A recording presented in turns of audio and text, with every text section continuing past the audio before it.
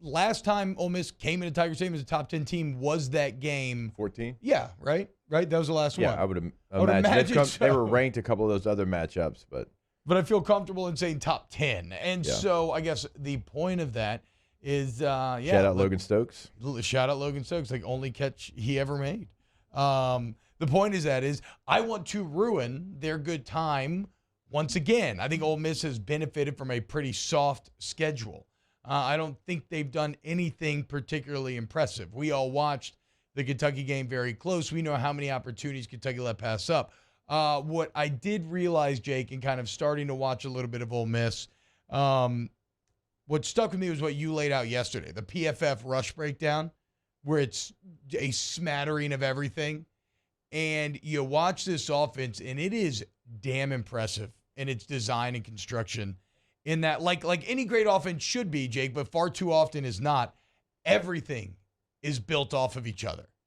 Everything is built off of each other, like the counters, the looks, when they change it into these counter passes, so it's like it almost feels like defensively, you're standing there in front of a dam, right? And it's holding back a bunch of water. Some water starts to leak through one hole. You're like, oh, okay, we got to plug it.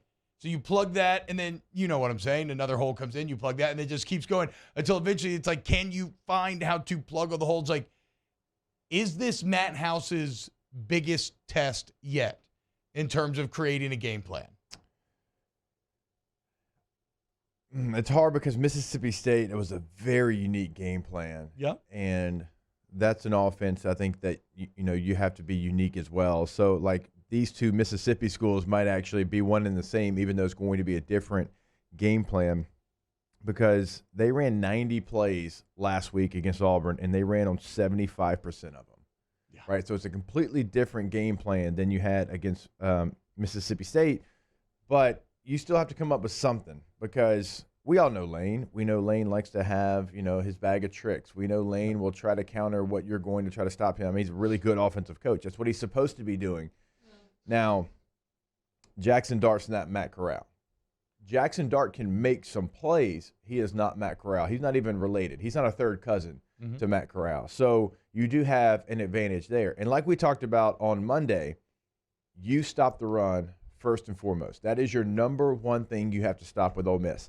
And if for some reason Jackson Dart starts having success through the air, then you adjust. You don't come in with a game plan to stop anything outside of the Ole Miss run, because that's who they are. That's what they want to do. You don't run it 67 times, 69 if you include the quarterback sneaks, if you don't have a point of emphasis to run the football, right? So for me, yes, it's going to be a unique game plan, a different one. The Mississippi State was something that we haven't seen. Like, right, remember he lines 3 rushers on one side, has 1 single defensive lineman on one side. Like, we hadn't seen that again. That was unique to Mississippi State. He's going to have some things like that for Ole Miss. He has to have some things like that for Ole Miss. And again, going back to it, like, we're not trying to just continue to say it over and over again. This is a Harold Perkins game. Mm-hmm. Whatever position you want to label him as now, like, he has to be in this game plan. Like, even more than last week. He played last week, continue to go up. And I know he's a freshman. I know there's probably things that he's got MAs on that we don't know about because we don't know the scheme, but I don't care, because I know he flashes every single time he's on the screen. Yeah. I know his athletic ability flashes more than anybody else's.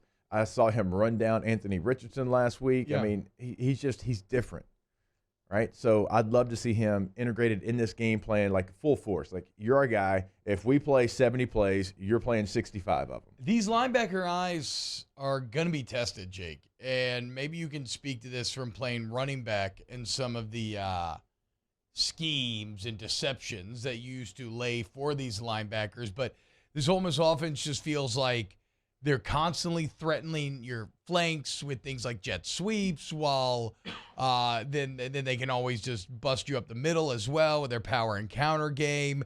And then because of the 75% pass rate, the 75% run rate, Jake, they kind of lull you to sleep, and then comes the play action, right? When you've like fully committed to, okay, they're running the ball every single time. Well, then, once out of every 4, they're going to try to get you a little bit. And so I guess how like, if when you're thinking about the linebackers, what is the key to linebacker play in a game where they are constantly trying to make you look like you're like a dog, like a literal dog with too many tennis balls? They're like, ooh, look at this. Look at this. Well, you can't chase ghost. You can't, because you mentioned, like, yes, they're going to have some jet motions and stuff, but that's not who they are. They're not out there trying to run jets. Like, they'll have the motion, and you can't allow it to take you out of your zone or take you out of your read or take you out of your assignment, right? So you have to study the tape, and you have to know, like, who they are and what they want to do, because all of that's just window dressing. Like, if they hand it off and they pop one, again, like, that's something that, okay, they're trying to break tendency, but you also, because they did that to start with Auburn a little bit last game. They popped a couple of those in the first quarter, I think, for that very reason, to kind of keep Auburn a bit honest on the flanks. They ran 4 total what you would consider, like, you'll throw a jet into, like, the trick category. Yeah. They ran a total of 4 of those, okay? They also ran 22 inside zones and 15 counters. So that's what you're game planning the most against T, and then you adjust to the other stuff. And if you're wondering, because we threw out all the different runs that they had, and they were successful, here's the success rate. They ran 22 inside zones for 131 yards, 6 yards a carry. The counter run, which is the one that right now, as an LSU observer that I'm paying the most attention to, they ran it 15 times for 112 yards, 7.5 yards. That run has given LSU, not this staff, but it's given LSU problems in the past. Look at the Rose Bowl last year. UCLA ran it as many times as they possibly could. I love it if you can do it. If you can do it well on offense, it's a hell of a run. We broke down one that LSU didn't even really block well because they were one short, and it pops for 50 yards. What's the key to stopping counter? Is it that defensive end closing and wrong arming, whatever? Puller, it's all your assignments. It's your assignments as far as what you're supposed to take on, not trying to do too much if you are somebody that is supposed to set the edge, and also linebackers, like, be careful flowing too fast. Yeah. We saw it yesterday again on the tape. Florida linebacker flying out of there. Like, you have to trust your assignment and trust your technique in a counter run, and that's why I love it. And especially if you're struggling on the offensive line. That's why you saw LSU do it to Florida last year. LSU was struggling. They couldn't run inside and outside zone. They weren't good enough up front. So what'd they do?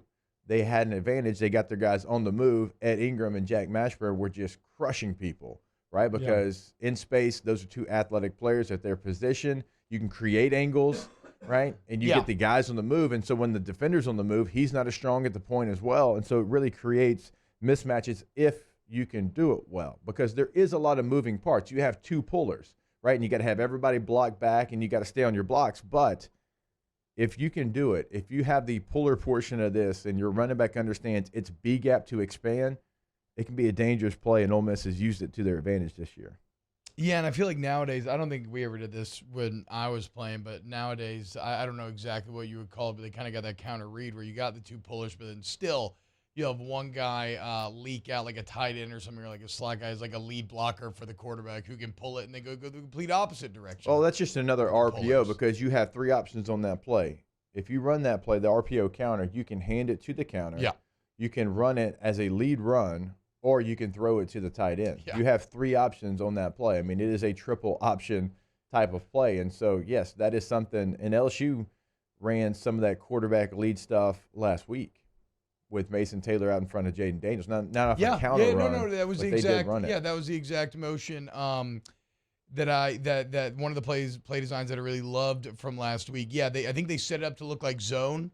Yep. Where Mason Taylor was coming to block the backside in, and then he just, like, dips his shoulder and runs by him, and then Daniels leaked out. That was a shovel pass, 1st down, 3rd down. Good play. Good play. All right, go ahead and hit the like button if you're hanging out in the YouTube chat with us. Thank you so much. All right, so I just wanted to show a touchdown that Ole Miss threw against Auburn, and it's bad man coverage. It's not great. You have a couple of safeties. College DBs is going to kind of turn into college kickers for me because I've just seen so much bad lately, but this is going to give you an example of what they're going to run. They're in 11 personnel, which means you're going to have 3 receivers, a tight end, and a running back. They do that the majority of the time? That's who they are. Yeah, they'll throw some 10 and some 12 in there, but I mean, it is in the probably 92% 11 personnel. But, okay, this is going to be a play-action pass, and it's actually a play-action power, play-action power here because they're going to pull the guard. And it's going to look just like a run that they run a lot in a power counter gap scheme type situation. So you can go ahead and let it play, Danny. I'll tell you when to stop. And we can see it even more really from it's a touchdown, right? All right, so stop right there. All right, so look. Yeah, you pull your guard, right? Looks just like power, play action pass. Look at these linebackers. These linebackers are about 1.5 yards from the line of scrimmage, okay? So you're not going to get any help from them on. And they've run it 75% of the time here. So, like, this so is you how understand. they do it. You understand why the linebackers are doing exactly what they're doing. And you have man coverage here. But, again, I don't like man coverage in this situation. I just don't like it. I know you're trying to stop the run, but, like, when you look at the formation and when you look at some of the personnel that they had on the field, like, I just don't like it. But as we continue to play, you see the linebackers are no help, and then stop right there. Look, that's never good. No. Like, Ole Miss wants to throw deep crossers. That is a part of who they are. They want to throw deep crossers. They know you're going to be a lot of times in man coverage because you're trying to stop the run. You're trying to add a couple of guys to the box. I mean, these guys are pushing each other right now. Now, you could go here.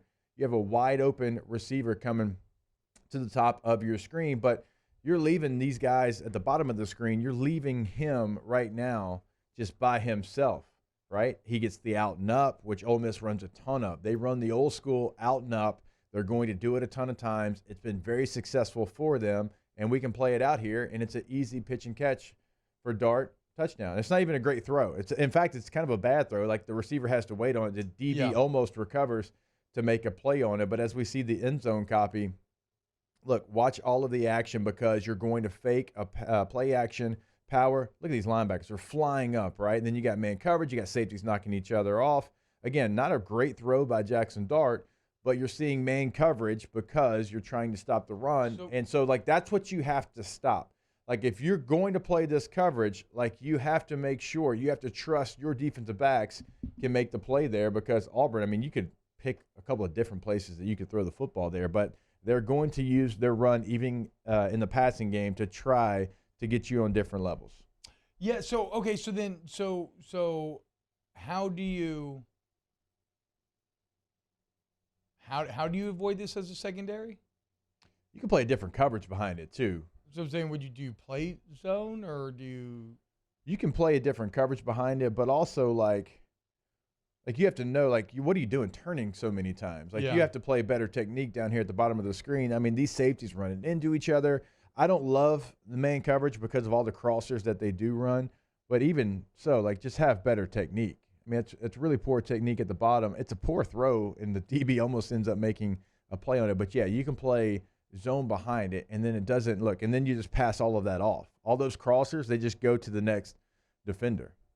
Yeah, we'll see. We'll see if LSU is ready for the challenge. I'm very impressed scheme-wise with what Ole Miss does. I think it's I don't think it's like overly complicated, obviously, but I do think it's deadly effective. And I think it's a lot of the amorphous blob represented by 11 personnel and the fact that they could do everything they want to do out of that personnel grouping and the fact that a lot of it, like, that looks like counter at the beginning. Like, so much of it looks like it looks like something they maybe just ran last play or something else, but then it's like working off that. It's all just branches out of that same initial trunk. With them running play action power look, like, that's a tougher block for Ole Miss's offensive line because you're technically run blocking, right? And so defensive linemen can have some advantages in that scheme because, look, you're getting blocked by somebody who's on the move, and you have two-way goes kind of. You can go outside, you can go inside. Now, obviously, you have to still play the run, but once you realize it's passed, like, that's a very difficult assignment. Like, the offensive lineman that did that, Nick Brockwell, is at SEC Media. He's a good player. Yeah. Right? They count on him to do that. So it's an advantage for them, but it also can be an advantage for you. That's true.